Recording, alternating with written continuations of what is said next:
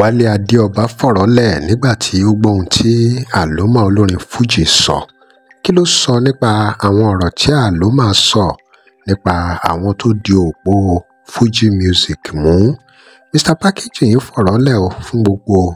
àwọn tó jẹ́ pé kí wọ́n máa ba àwọn onífújì kan jẹ́ ni wọ́n mọ̀. Àwọn onífújì wo ni wọ́n ń bàjẹ́? Báwo lọ̀rọ̀ iṣẹ́ kan King Wasiu Ayinde? Báwo ló ṣe kan Saheed Òṣùpá? Báwo ló ṣe kan Taye Currency? Ẹ wò kódà ọ̀rọ̀ débi pé Wálé Adéọba fi àwọn ọ̀rọ̀ kan lẹ̀ pé àwọn èèyàn kan ló máa sọ fáwọn pé àwọn tí wọ́n ń sọ̀rọ̀ Taye Currency ń gbà yẹn wọ́n máa ń promote ẹ̀ ni. Ẹ wò nǹkan bẹ́nu fọ́nrán yìí o. Ẹ gbọ́ àwọn nǹkan tí Aloma sọ. Ẹ gbọ́ àwọn ọ̀rọ̀ ìkìlọ̀ náà tí Wálé Adéọba fi sílẹ̀, àwọn correction tó ṣe lórí ọ̀rọ̀ tí Aloma olórin Fuji náà fi ilẹ̀. Ẹ já gbọ́. Orúkọ mi ni Wálé Adéọba, Mr Packaging.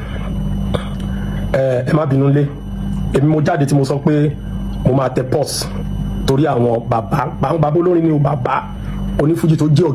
ọ̀gá àti bàbá ọ̀gá yín tó bá mi sọ̀rọ̀ pé ní sùúrù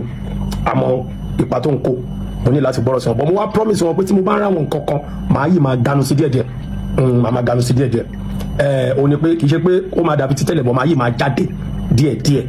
láti correct àwọn wèrè náà ni. Lẹ́ẹ̀kan sí Wálé Adéọba lórúkọ mi, but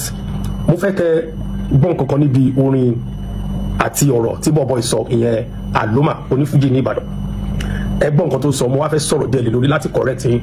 láti jẹ́ kẹ́ mọ bó ṣe ń lọ dáadáa kẹ́ túmọ̀ sí. Mo ń bọ̀. Bí mo ṣe jọba sáà níbi ọmọrin ariwo kan bí mo ṣe jọba táyé kọ́rẹ́sì ìdẹ́bísí kí ìlú bá àdáwà Òṣùpá nídìí Aloma má ṣe wèrè kọ́rẹ́sì bàbá rẹ ni mo ní bàbá mi ní láyàbí kan. Àmọ̀yẹ olórin nídìí ìṣòwò tẹ̀ ń gbọ́ ìdílé Aloma àrílé wa tábàrí wọn máa fẹ́ wẹ́lò mi báyìí láàláì jẹ́ gbogbo owó tí mo ní gbogbo ọlá tí mo ní gbogbo ọ̀rọ̀ tí mo ní mọ́túnbí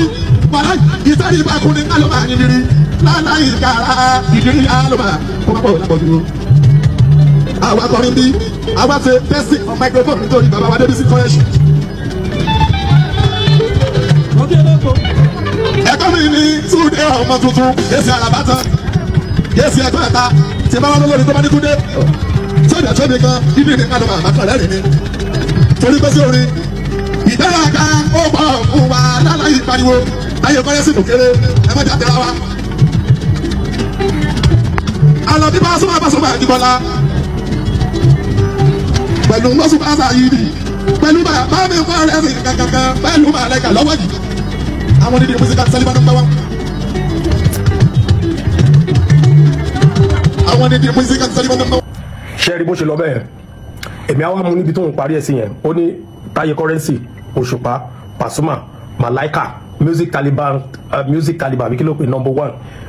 Meaning àwọn tó ń sọ lọ́wọ́lọ́wọ́ nìyẹn tó di òkú Fuji mú náà ó fẹ́ nìkan sí ó fa àwọn kọ̀ọ̀kan náà sí.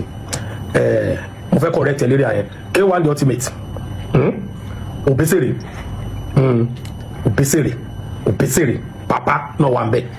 because àwọn tá à ń sọ yìí wọ́n ti bẹ̀rẹ̀ promotion tó máa ń ṣe káàkiri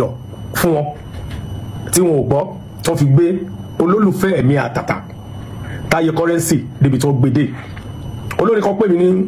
Amẹ́ríkà sọ̀rọ̀ ń fídíò kan níjọ́ Saturday, olórin tí gbogbo Ìbàdàn mọ̀ ní oníjùjù Jùfújì ẹ jẹ́ kí n pe Jùfújì Amẹ́ríkà ló wà báyìí. Ó sọ̀rọ̀ kan fún mi, ó ní Packaging, ó ní gbogbo nǹkan táwọn boys yẹn ṣe àtàwọn tó láwọn ń sọ̀rọ̀, ó ní àìmọ̀kan ló ń ṣe wọ́n, ó ní bàbá yálàyà promotion ló ń ṣe fún Alhaji Taye Currency. Ṣé ń gbọ́ bẹ́ẹ̀? Ó ní bàbá ńlá promotion ló ń ṣe fún. Ẹ bẹ̀rẹ̀ ti pápá o, mo fẹ́ kẹ́ ẹ bẹ̀rẹ̀, màá máa jáde lẹ́ẹ̀kọ̀ọ̀kan, màá máa bá yín fadéde ibi tẹ́ bá ti sọ̀rọ̀ jam náà màá fadéde fún yín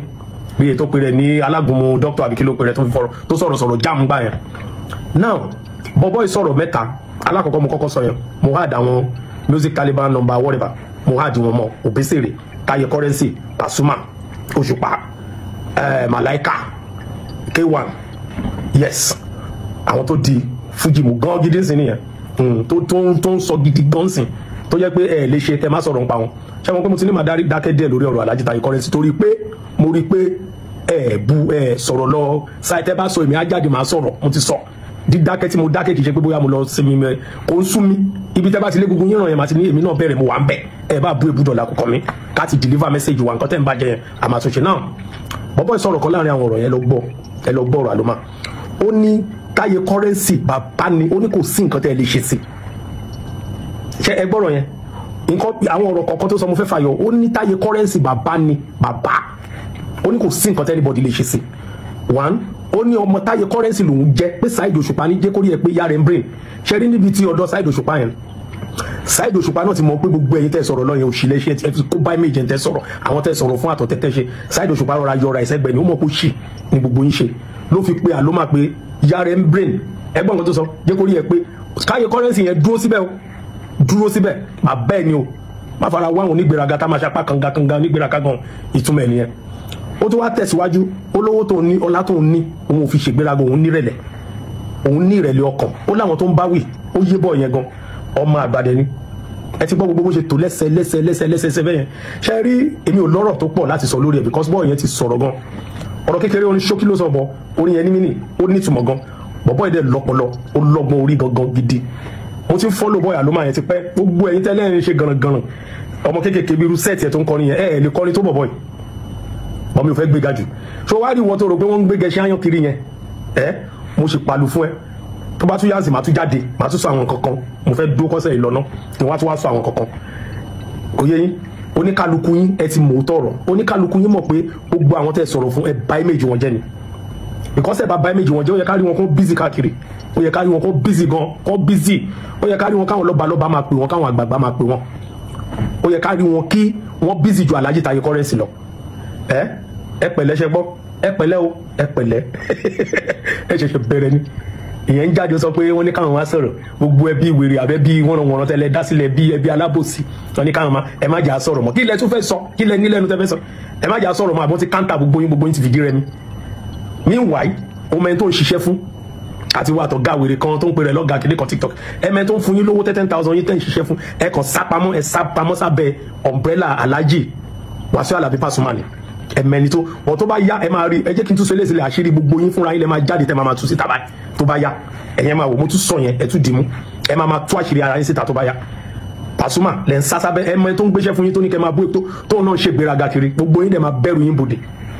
ẹ ti ń bẹ̀rù yín gan bòde báyìí torí ó ti bà yín gan ẹ kàn pretend kiri ni bó ṣe jẹ́ nìyẹn jẹ́ kí n tún dé yẹn mo bẹ́ẹ̀ yẹn Aloma ọmọ rẹ má gbéraga ń tiẹ̀ o má ṣe normal olóṣèmọ́ orí kọjú wọn lọ o ṣòro orin lẹ́nu ẹni keep it up my brother God bless you mo ṣe mo like it ó ní Táyé Currency Saheed Òṣùpá ní kóhun dúró yára ń brain o bàbá ẹni òun tí wàá sọ ní kò sí nǹkan tẹ́ lè ṣe sí ṣẹgbọ́n ẹ tún lọ gbóni ó ní kò sí nǹkan tẹ́ lè ṣe bàbá ní Currency kí ló ń ṣe yín. tó òun nìyẹn ẹ̀yin èèyàn wa ọ̀rọ̀ lẹ ti gbọ́ yìí o gbogbo gbàsgbòs ní ilé orin Fuji ní Fuji music industry báwo ló ṣe rí ibo gangan lọ́rọ̀ Fuji music ń lọ pàápàá gbogbo wọ́n báyàn jẹ́ wọ́n sọ̀rọ̀ èèyàn lẹ́yìn àwọn kan ní ó ṣe dáadáa àti bẹ́ẹ̀ bẹ́ẹ̀ lọ. ẹ drop comment and remember to like, share, follow us. Thanks for watching. Àlọ́ fún ìpolówó ọjà pé WhatsApp number page